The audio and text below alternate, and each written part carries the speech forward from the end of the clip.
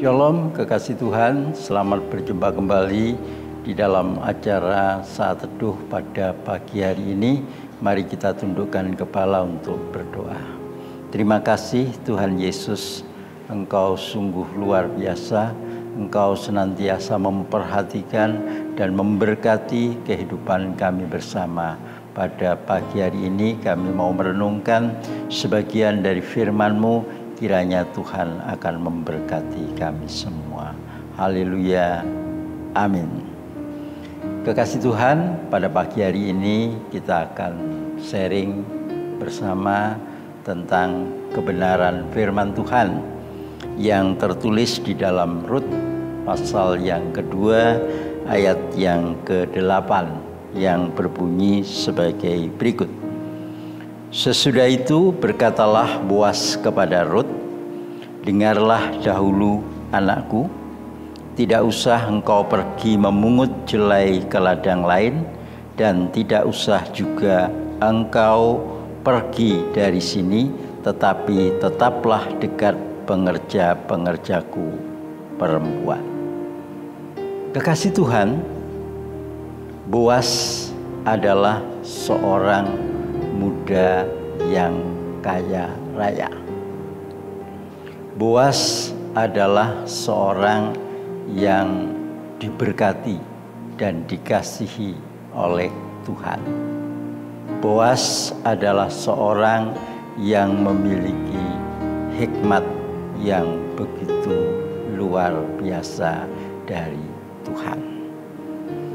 Orang yang memiliki hikmat yang dari Tuhan, ia memiliki kasih, dan kasih itu diwujud nyatakan di dalam kehidupan sehari-hari.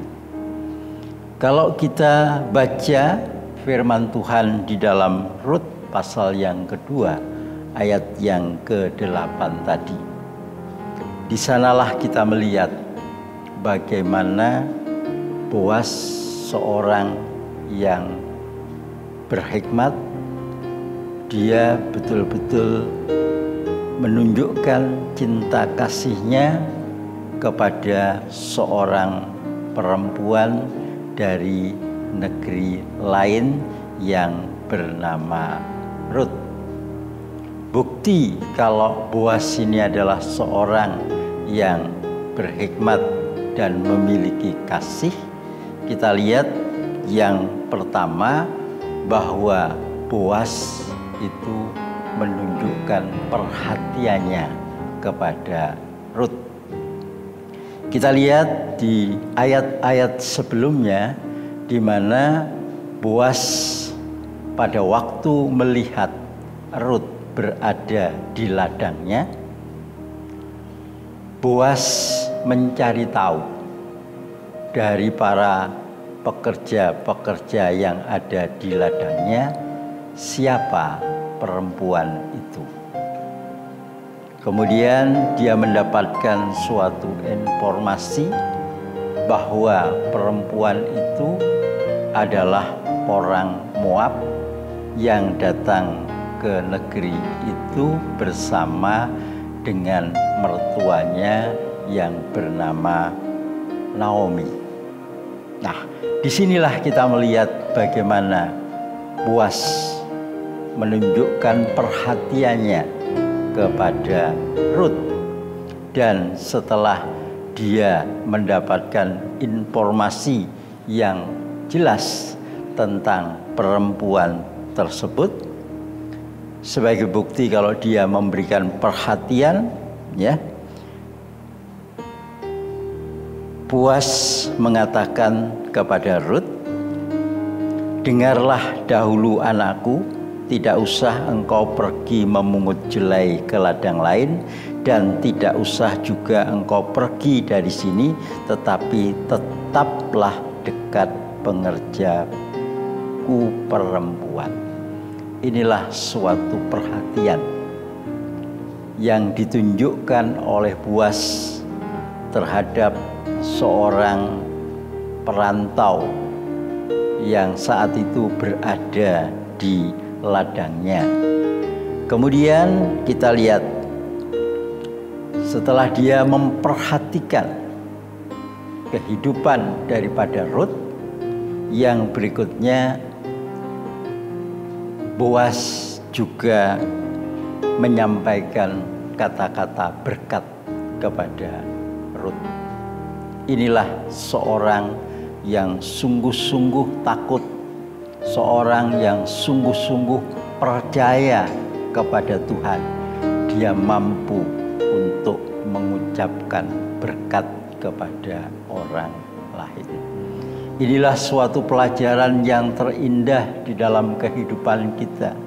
Orang-orang yang merasa diri takut kepada Tuhan mendapat hikmat daripada Tuhan, maka harus sanggup untuk mengucapkan berkat kepada orang lain sebagaimana yang disampaikan oleh Boas kepada Rut.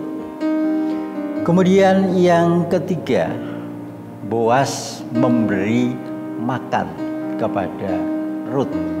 Nah, inilah bukti cinta kasih daripada seorang yang memiliki hikmat yang berasal daripada Tuhan, ketika merasa dirinya diberkati, ketika merasa dirinya itu selalu ada di dalam hidupnya. Dia selalu memperhatikan kehidupan orang-orang yang menderita, memperhatikan kehidupan orang-orang yang miskin. Ketika para pengerja-pengerjanya itu makan bersama, maka Rut sebagai perempuan asing yang datang atau berada di tempat ladangnya, maka Boas memberikan izin kepada Rut untuk makan bersama-sama dengan pengerjanya, bahkan menikmati juga seperti apa yang dinikmati oleh pengerja-pengerjanya sampai puas atau sampai kenyang.